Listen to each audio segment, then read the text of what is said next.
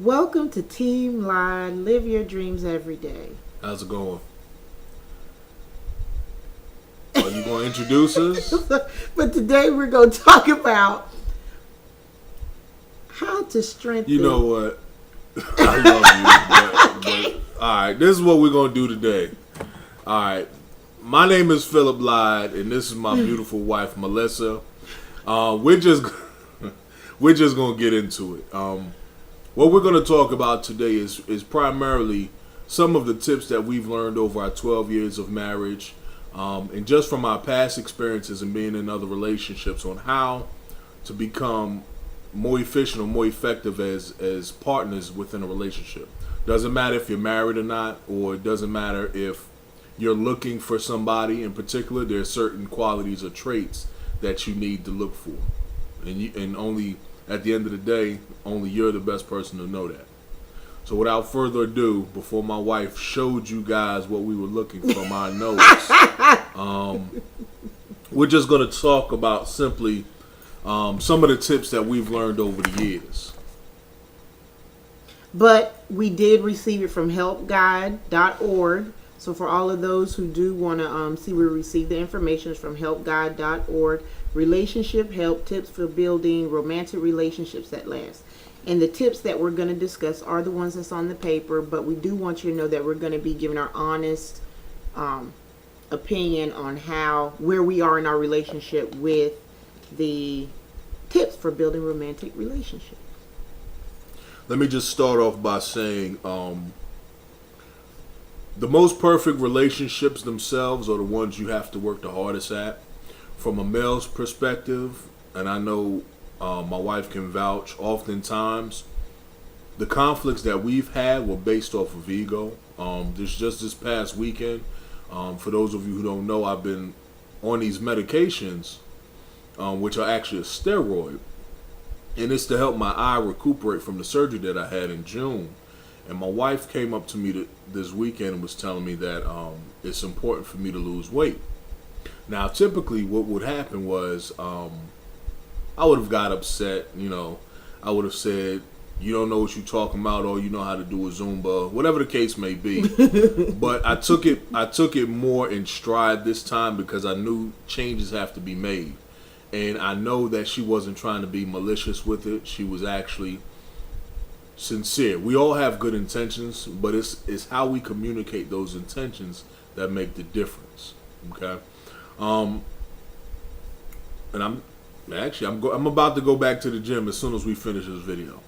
And the thing is, I know that with Phillip having being on the steroids, that he's not going to help but gain. But I was telling him it's also with what he eats. So it really has. I want to make this clear that he still eats. And when I say eat, he loves food. Who doesn't love food? I love food, but I realize now that it is the type of food that you have to eat. So I don't want to say that, I'm looking at him saying, you're getting fat, you're getting big and sloppy. No, that's not what I was meaning. What I was meaning was that Phillip has to watch what he eats as well and engage in some cardio exercise while he is on the steroids for 1 year. So let's start. Let's go ahead and start.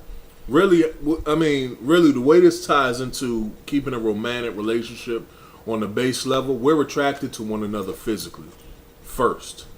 People can talk all that crap about, well, it's that person's spirit, or I was in love with his mind. But if you look at a person's brain, that's not all that attractive. So let's just keep it clear and be as transparent as we can be. You're physically attracted to the person first, and then upon further getting to know that person, what you try to do is you try to find out if they're spiritually connected with you or they're intellectually connected with you, and things and so forth and so on. Melissa will tell you, we tell this story all the time, that there was a time that I wasn't attracted to Melissa over some nonsense of a movie, in college, before we were dating, we were not together, we were just talking, and he was turned off because I didn't like the movie Tales from the Hood. I thought it was one of the deepest movies at the time, but we just watched it about a couple weeks ago, and I'm not gonna lie, it's not as deep as I thought it would be. The children just walked in. Here come our baby boy, Wisdom. Okay. Wisdom, go close the door for Mommy and Daddy. Please, we're recording. That's our number 4. Well, he's still in here. But just to let you know, Melissa's always been attractive, but at the same time, you know, I didn't think intellectually we would be in sync with one another. And okay, go tell him I say give it to you. Sorry. I realized that she actually compliments me where I lack. Door, Daddy. She is actually, you know, as a result, she is actually my best friend, and she's actually the person that I would go to first on matters of the heart. I often refer, like in one of my videos, I often say that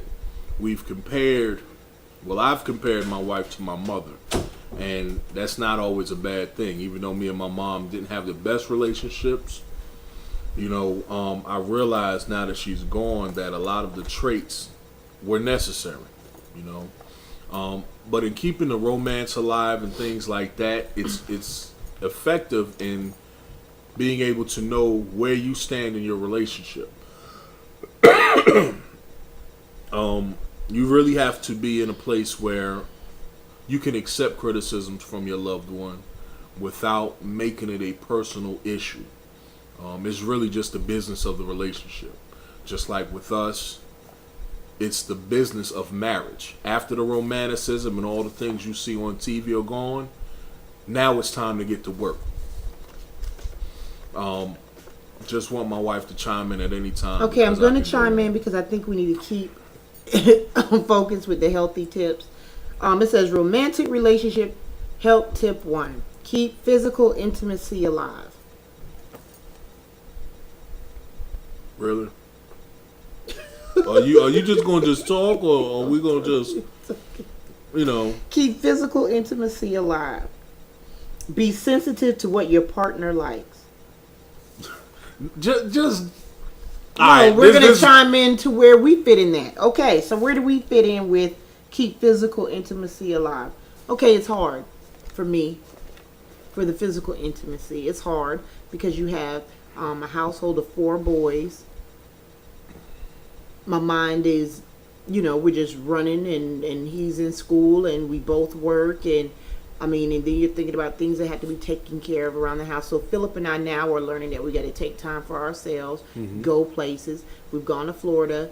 We went to San Diego for the Empower Network event. But we realized that money really wasn't an issue now because planning the trips, it really wasn't that expensive. So we're a work in progress on keeping the physical intimacy alive. I think the intimacy in itself stems from the fact that it doesn't have to be about candles and rose petals and things like that. I think just enjoying one another's company, just appreciating one another's stop. self. That goes to romantic relationship help tip number 2. Spend quality time together. That's what you're getting ready to go into. That's tip 2. I know this ain't how you train. So. This is, but you were rolling why you sounded so contrived on here. But Phillip has covered a lot of it.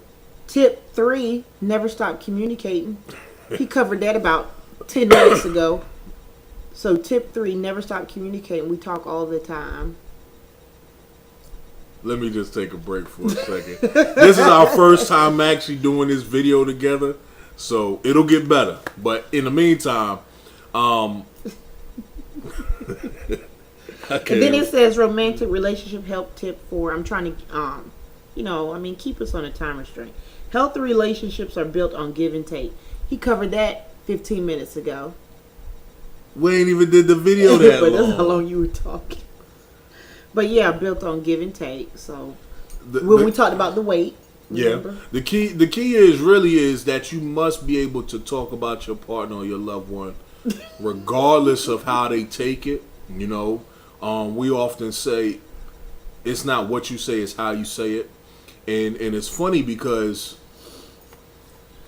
if we talk to each other, if we cuss all the time, or we yelling all the time, or we're belittling each other in our personal relationships, What does that say to us professionally? We sure don't do that when we know money is at stake. So why do we do it? Let me ask you this question, babe. So why do we do it to one another from time to time? I'm not saying we still do it. For instance, all right, if you talk to your boss the way you've talked to me sometimes in the past, would you still be at that job? No way. But why do we feel comfortable in doing that and to one another? And that's the word, when you get real comfortable, because even sometimes when I'm doing my training and depending upon the crowd at work, you know, some of them are real comfortable with me. They're at a place where, you know, they are more relaxed, they're not uptight. And when I do a training with those that who don't know me, you know, it's just a different atmosphere. But again, I agree with you. We shouldn't be talking to each other that way, and that's something I got to work on to this day. It's often a reflection of how we view ourselves too, the way we communicate with other people. They say that the way you talk to other people is the way you view yourself.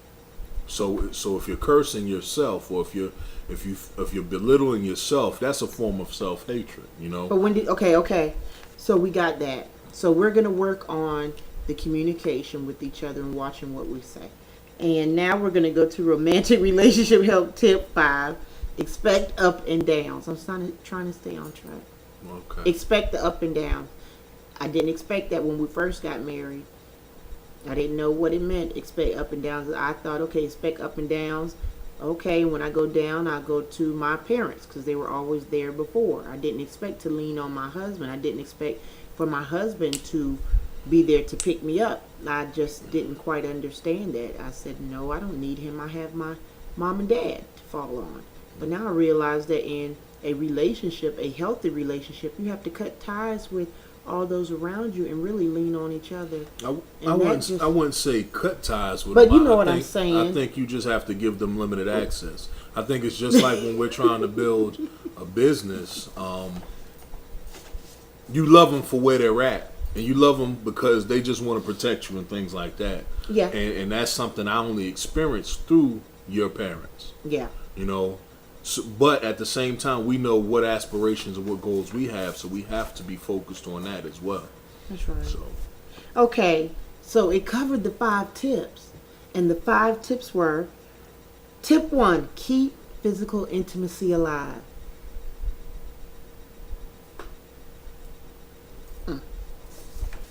Tip 2, spend quality time together. So is every pose going to be a different Tip highlight? 3, never stop communicating.